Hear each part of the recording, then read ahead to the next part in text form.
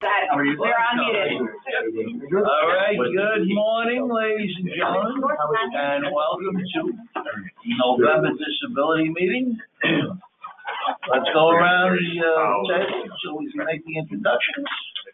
Deputy Denver, representing Interim Police Commissioner Allen. Nicole Gambrisi, Police Pension Fund, present by invitation. John Dorsey, Designee to Control Bradley. Brian Berge, present for Mayor Eric Adams. Phil Dukes for Finance Commissioner Preston Nyblack. Damian Law, alternate for Preston Nyblack. Arthur Egan, PBA. Chris McGrath, PBA by invitation. Ray Salamone, PBA. Alice Cerno, PBA. Mark Reno, PBA by invitation. Phil McConey, PBA by invitation. Tiffany Burley, SBA. Drafty, CBA, LBA, SBA, DEA by invitation. Jeffrey Wood, DEA. Nick Safuni by invitation as counsel, CEA, LBA, SBA, DEA. Bruce Turco, LBA. Chris Monahan, CEA. Kristen Schaefer, CEA, present by invitation. Mark Duskevich, Office of the Actuary, present by invitation. And Mr. Claire Miller, Police Pension Fund, present by invitation. Bob Sensky, State Pension Fund, present by invitation. Also with us, Margaret Ross, Law Department, present by invitation. Rich Trustee, Medical Division, present by invitation. Mr. Wallen, Medical Division, present by invitation. Christine Pryor, Police Pension, present by invitation. Thomas, Police Pension Fund by invitation. Diaz, Pension Fund by invitation. Ralph Lundell, Police Pension Fund, present by invitation. David Morris, PBA, present by invitation. Marie Crowley, PBA, present by invitation. Raymond Galvin, Police Pension Fund, present by invitation. Renee Almonte, Police Pension Fund, present by invitation. Angela Church, Police Pension Fund by invitation. Anthony Queen, Police Pension Fund, present. and also remotely with us, Good morning, Darren Trotter, Law Department, present by invitation. And Gatsy Dalal, Law Department, present by invitation. all right, thank you very much. All right, Audie. Good morning, everybody. All set to go? Public meeting, Police Pension Fund, page 1, to accept minutes of the previous meeting, Wednesday, October 9th, 2024, and to confirm the next meeting date, Wednesday, December 11th, 2024. So moved. Article 2. Article 2, pages 2 through pages 65. I'd like to so move that. There's nothing on the potential pages. Thank you, Mr. Ward.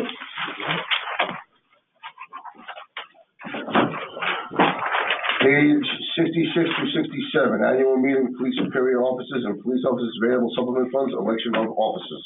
Artie, do you want to make a motion to go into police officers variable supplement? I'll make a motion to go into police officers variable supplement funds. Second that. Okay, all righty. So, the POVSF annual meeting, election of officers. The nominees are for chairman, president of the PBA, Patrick Henry; secretary, controllers rep, Ms. Allison Hirsch; board members, first vice president PBA, Daniel Torelli; second vice president PBA, Albert Acerno; chairman of the board of trustees PBA, Raymond Salamone; mayor's representative, Ryan Berge; and finance department representative, Mr. Philip Dukes. Are there any other nominations for any of the aforementioned positions? Hearing none, show the nominations is closed and one ballot cast for each of the aforementioned members. Congratulations. Thank you very much. So I'll make a motion to exit the POVSF and enter into the police superior, enter into the regular meeting of the public session of the police pension fund. I'll make a motion to move. Second, and then you can. Second. Okay. Now we're in public. I'm going to make a motion to move into the superior officers variable supplement fund. And I'll second that. All righty. All right, ladies and gents, we're in the PSO-VSF annual meeting for the election of officers. The nominees are as follows: for chairman, president of the LBA, Lou Turco; secretary, controllers rep, Allison Hirsch; for board members, president of the CEA, Christopher Monahan; president of the SBA, Vincent Vallalong; president of DEA, Detective Scott Monroe; mayor's representative, Brian Berge; and finance department representative, Philip Dukes. Are there any other nominations for any of the aforementioned positions? Hearing none, shall the nominations are closed and a ballot be cast for each of the aforementioned members. Congratulations, ladies and gents. And with that, do we have a motion? We have a motion to exit the police superior officer's variable supplement fund and enter into the public session of the police pension fund. All right, second? Second. All right, okay, thank you very much. We're back in session. We just want to note the presence of Dr. Kleinman. Morning. Good morning, Chief. How are you? Present by invitation. Present by invitation.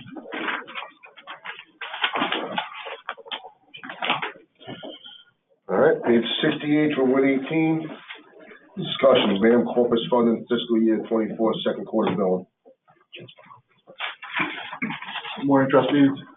Just to bring it to your attention, we're driving to the BAM corpus funding for quarter 2 and quarter 3. We reached out to the comptroller's office and sent them our questions and concerns. We addressed all of them and we're comfortable with it. So we highly recommend the board to approve the payments for the BAM corpus funding for quarter 2 and quarter 3. That'll be for pages 68 through 224. Yes. Okay, anybody have anything? No? All right. So moved.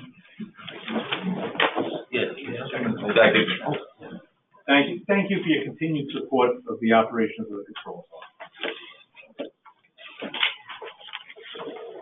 Page 225 to 247, discussion, UAL reamortization bill analysis, attached memorandum dated November 6, 2024. Oh, So thank you. So I've actually got 2 items in the board packets, a memo starting on page 225 and an executive summary of the memo on page 248. Those contain my analysis of proposed legislation from the mayor's office. And what I thought I could do right now is go through the executive summary, and Nicole was kind enough to share it on the screen here. If you could go to next slide. So in Appendix A of my memo is the actual legislation proposed by the mayor's office. It impacts the funding of the pension plan in 4 categories.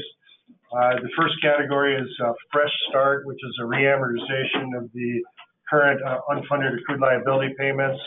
I'll go into each of these and explain what it means in a second. The second part is extends the amortization period for new amortization bases. The third part, it changes the asset smoothing method to something that's similar. And the fourth part, it has provisions for an auto fresh start under certain scenarios. Now, most of the discussion is going to be on the first item here, which has the biggest impact on the funding of the plan. So next slide.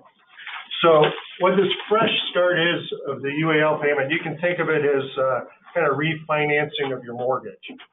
You have a liability, and the liability we're talking about right now is $6.4 billion of unfunded accrued liabilities.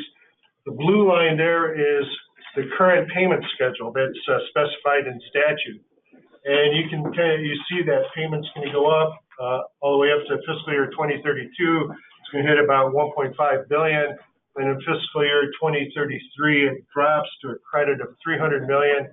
That drop right there is the $1.8 billion difference. And that's what we've been calling the contribution cliff. So that's one way to pay off the $6.4 billion. You have payments ramp up, then you have some credits that come back to the employer that get offset against the normal cost in fiscal years 2033 and later. What this legislation does is it says, all right, we're going to re-amortize, essentially refinance at 7%, that blue line into the red dotted line. So it's a 20-year ramp.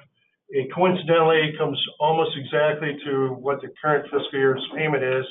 And then it drops. It's got a slope of negative 49 million. That means the payments are going to go down 49 million each year and eventually disappear in the year 2045. Both of those lines have the same present value, which is 6.4 billion. So it's 2 different ways to pay out that liability. Next slide, please. These are the dollar amounts, and so you can see the impact of that. The first column is what's currently scheduled in statute. That's the 6.4 billion present value. The second column is what the fresh start, what the payments would be under the fresh start. Also has a present value of 6.4 billion. And then the difference is what the impact would be on the budget. And the present value of that is $0. If you actually took all those numbers, put them in a spreadsheet, gave it 7% interest, calculated the present value at 0. So what this is saying, there's no savings from this. It's just deferring payments. So every dollar that's deferred into later years, it's going to be charged 7% interest. And that's how this all balances to have a present value of 0. Next slide. So what this is, I wanted to show you how this reamortization impacts contribution volatility. And what you're looking at is 5,000 10-year simulations where the investment return was randomly generated from a normal distribution with mean of 7%. The yellow line is kind of the steady state. What if we always got 7%? That's kind of what we're assuming in our valuations. You always get 7%. The top graph is what the current payments are, the current legislation. It's both the unfunded payments plus the normal costs plus the administrative expense charge.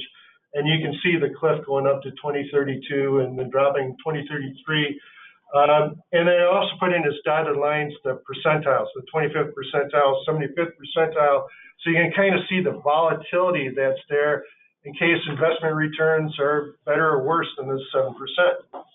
Now I picked a number to illustrate how the volatility drops based on the 20-year ramp. And the number I picked was at 4.15 billion. And I picked that because at around, that's the 75th percentile in the year 2032.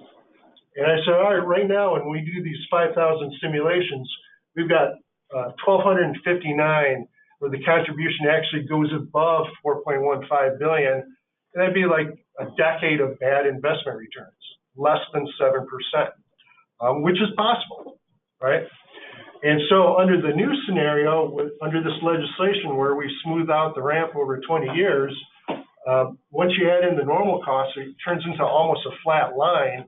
You've topped off that cliff at the year 2032. When you chop off that cliff, it reduces the probability that you have bad investment returns that spike you over 4.15 billion. It actually, the number that counts out of 5,000 dropped to 713. So the probability of exceeding that number I just picked went from 25% to 14% under this scenario. So it's a reduction in contribution volatility. The next slide shows what the impact is on intergenerational equity. So intergenerational equity is a concept that taxpayers pay for the cost of services over the time period that the service is provided. The concept is you don't want to kick the can down the road. You want to pay for things now instead of in the future. So I did a little analysis here. It's called a solvency test. I said, all right, well, we're going to take the pot of money we have in the pension fund, and we're going to allocate it from the oldest people to the youngest people, from the people who are going to get paid first to the people who are going to pay last. So the retirees are going to be paid first, then all the inactives, then we start paying the actives, the pension benefits for the actives from the oldest to the youngest. And what you see in the first graph there is the green is everything that's funded.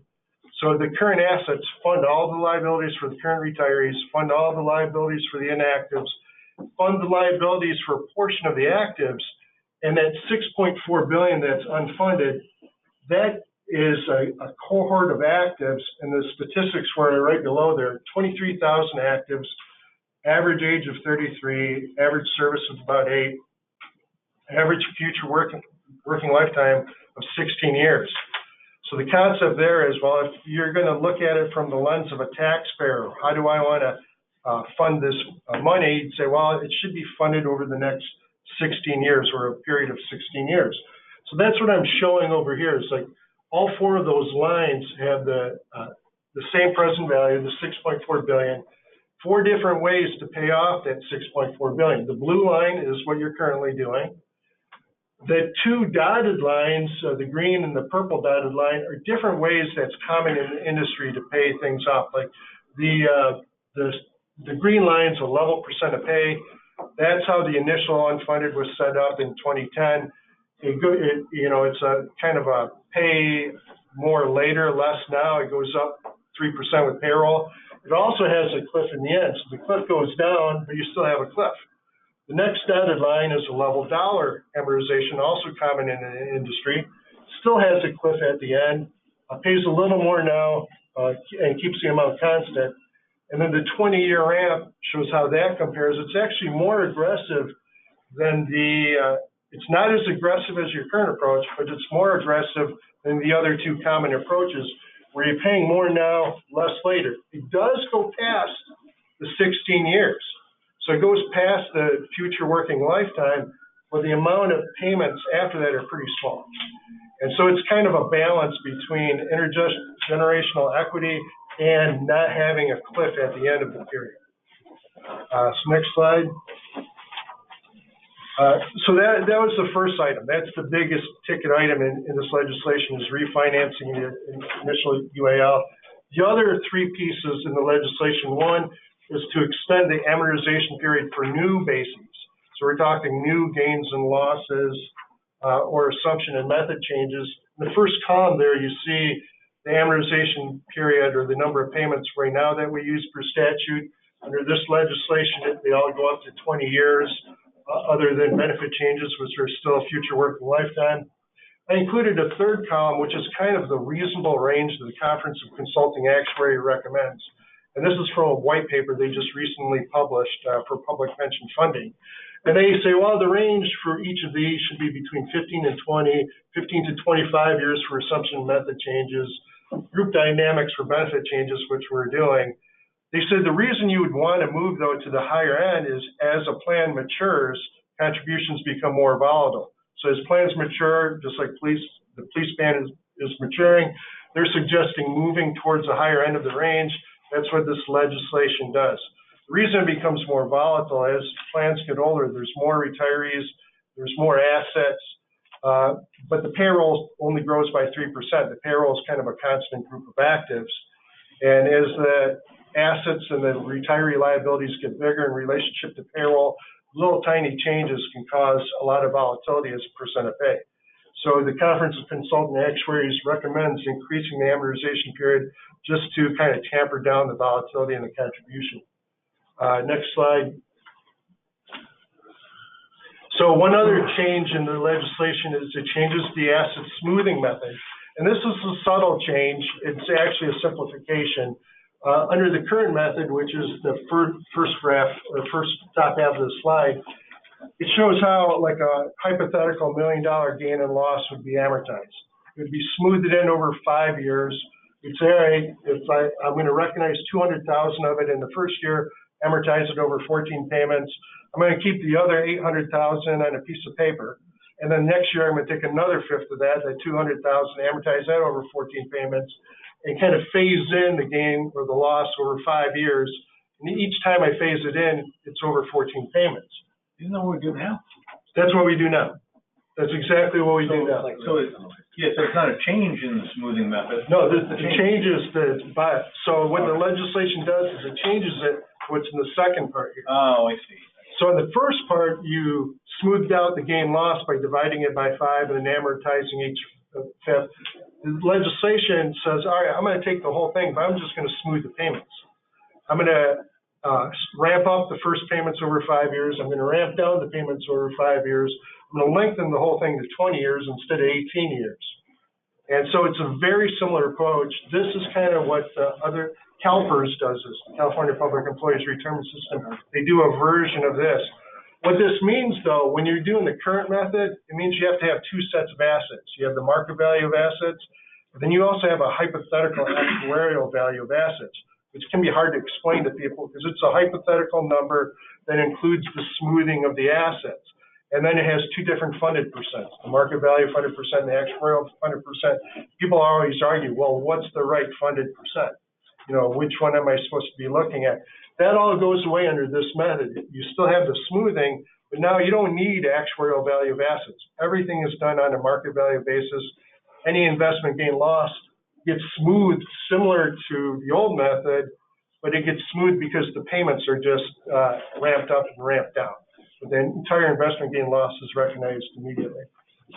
And then on the last, or one more slide, Last piece of the legislation deals with an auto fresh start if something weird happens.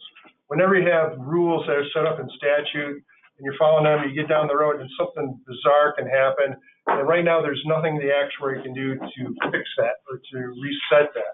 An example would be, say you're underfunded, but then the formulas show that you're supposed to be giving a credit. You're like, well, that doesn't make sense if you're underfunded and giving a credit. I shouldn't do that, but it could happen. The opposite, what this illustration is showing, is the opposite, which happened to BRRS in 2021. They're actually overfunded. They were 109% funded, had a surplus of $854 million. But even though they were overfunded with a surplus, you can see the payment schedule that we were required to charge the city because of that. We said, all right, you're overfunded. I don't care. You still have to pay $440 million more until 2032. And then we're going to give the city back $462 million. So what this legislation would do in a scenario like this would say, hey, that's an auto fresh start. They're overfunded. As soon as they hit overfunded, I'm going to wipe everything out and I'm going to start over again at $854 million surplus. Well, that's an $83 million credit. And then the next year, if you go under 100% funded, we'll just add new amortization bases and start over again. So last slide. So the conclusions, this legislation manages contribution volatility by re-amortizing the cliff, lengthening the amortization period, and auto fresh starting under certain scenarios. It does that at the cost of slowing down the funding of the plan. So this is like a decision for the trustees, to make in supporting this legislation, is slowing down the funding of the plan with the reduction in volatility. From an actuarial point of view, unless something catastrophic happens, for me as an actuary, either approach works. No pension checks are going to get cut. Everyone's going to get their checks. It just changes the timing of the contributions for the city. So I'm happy to answer any questions.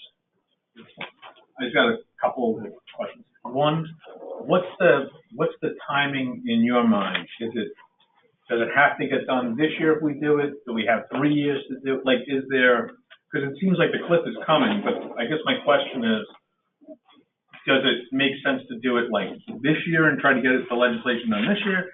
Does it make sense to do it next year? Like, I'm just trying to understand, I assume the later we go, the more difficult it would be to do something, but I'm just trying to understand if it's if it's not artificial in the sense that, that we made up a number, but just is there an advantage to doing it sooner rather than later? Mark, I'm happy to. Yeah.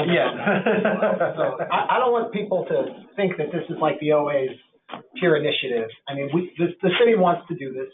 I've mocked up a resolution for y'all to review. But today we're just getting information out. Mark got all the technical information that I think y'all are ever going to need.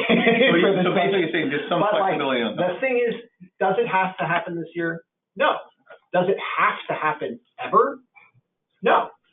But the fact of the matter is there's nothing inherently correct about the existing contribution cliff schedule. In fact, it's kind of irrational. And if you want to be in a situation where you want to change that schedule, being able to do it over a longer period of time makes for a cleaner arrangement. The 20-year ramp is just clean, smooth, reduces contribution volatility. I was just hoping for the board to understand that it's something that makes sense from the perspective of the system as fiduciaries. But does it have to happen this year? No. It's just this year is attractive because we see it coming. It's not going anywhere. And because the longer time you have, the easier it is to build a smoother D-ramp, I guess you might say. That would be my response to that.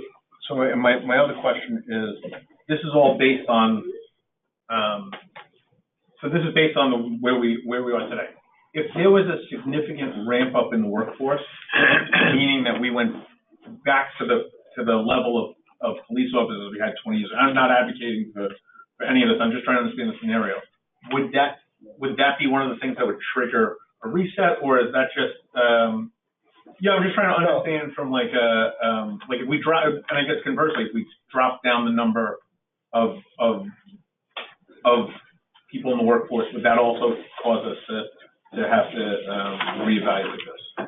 So, trying to understand this in the yeah, so increasing the workforce would not have an impact on this, because what we're talking about are amortization payments for the unfunded accrued liabilities. New people don't have any accrued liabilities.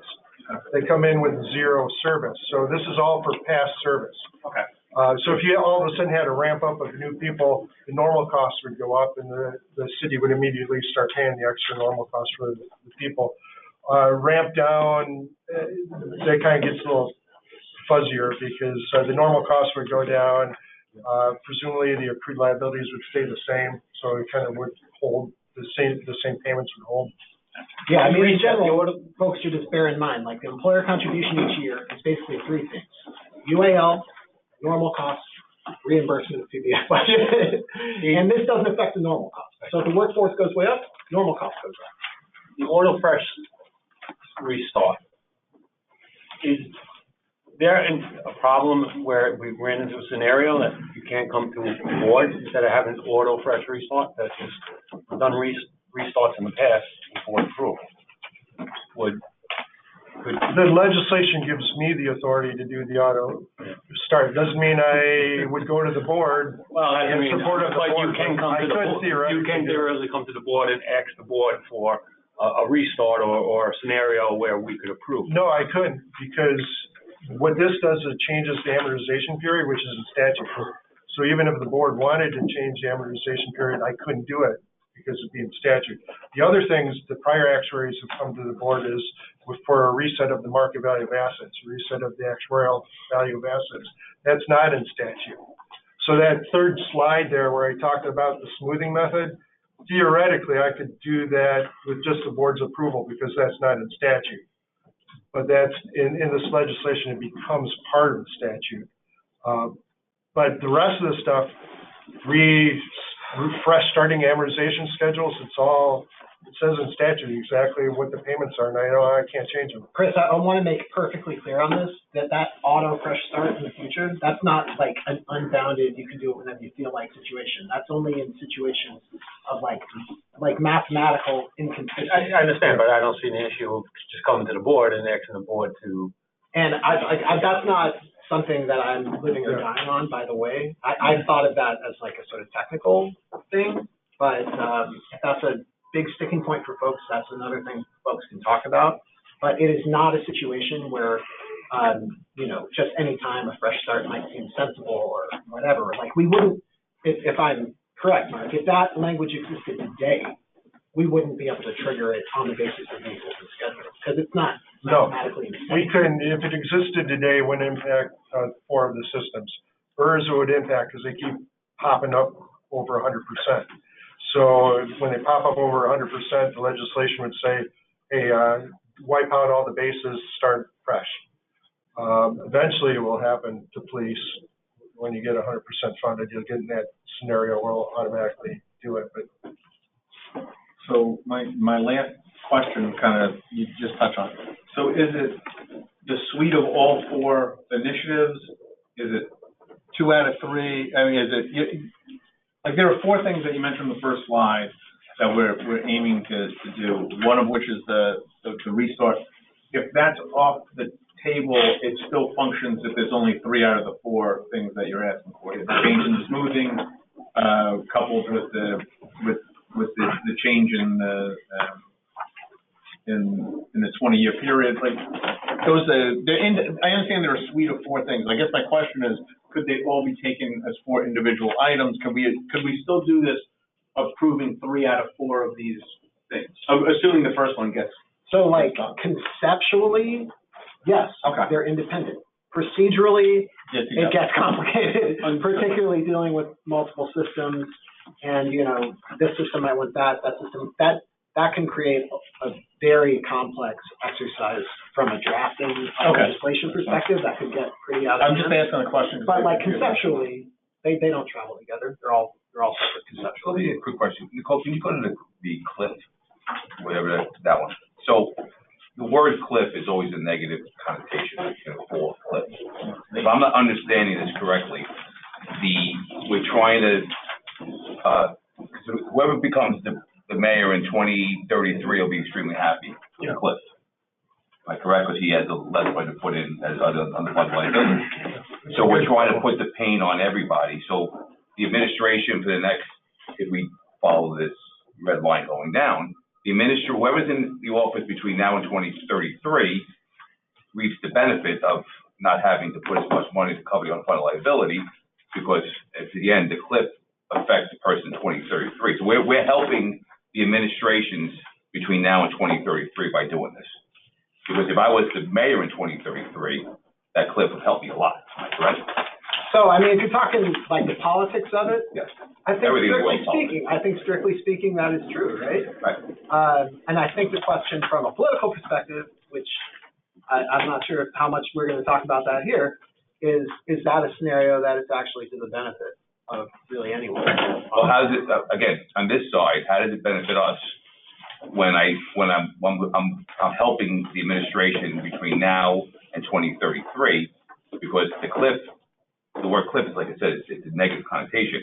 The person in 2033, whoever's the mayor, is going to be thrilled because his contribution level will be radically low. So we're looking to help future administration between now and 2033.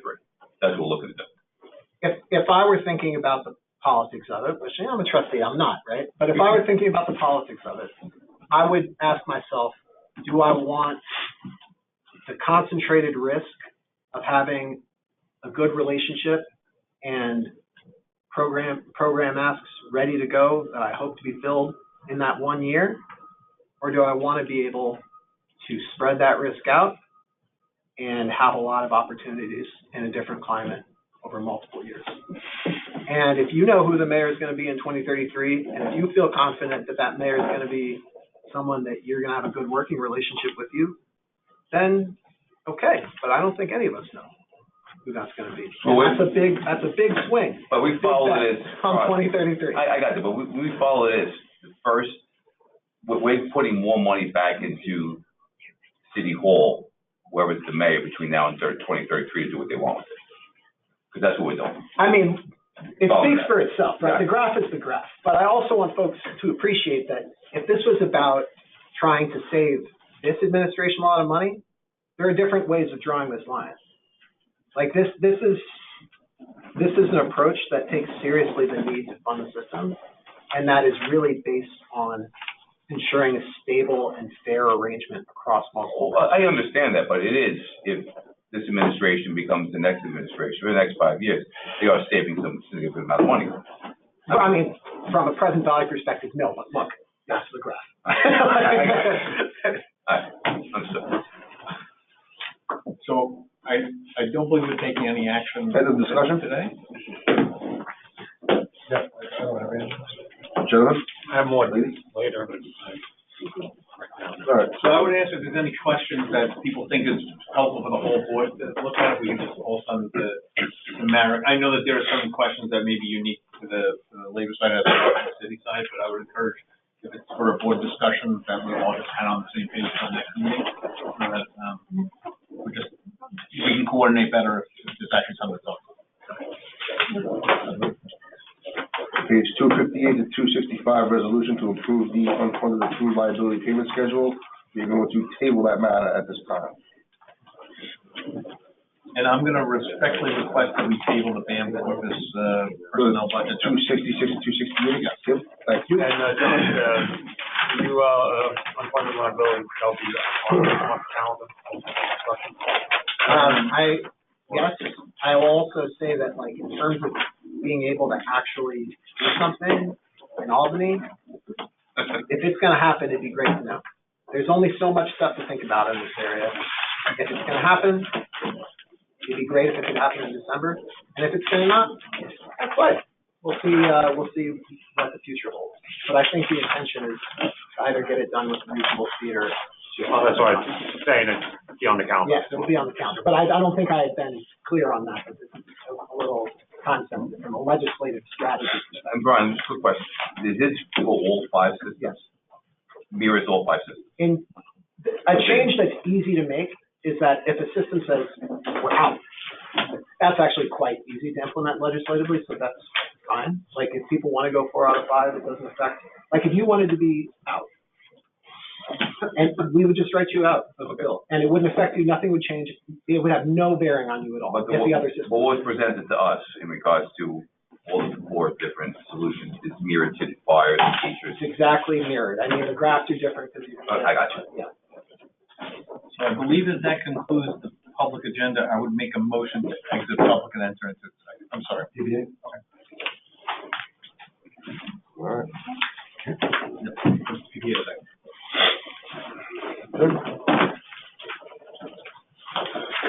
Mark, thanks very much for that, presentation. Thank you. All right.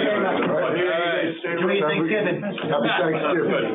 Hey, while we're while we're housekeeping here, the middle thing, I just want to remind everybody, you should have gotten an invitation to, KKR next Friday is hosting a lunch and learn specifically for the trustees and pension funds. So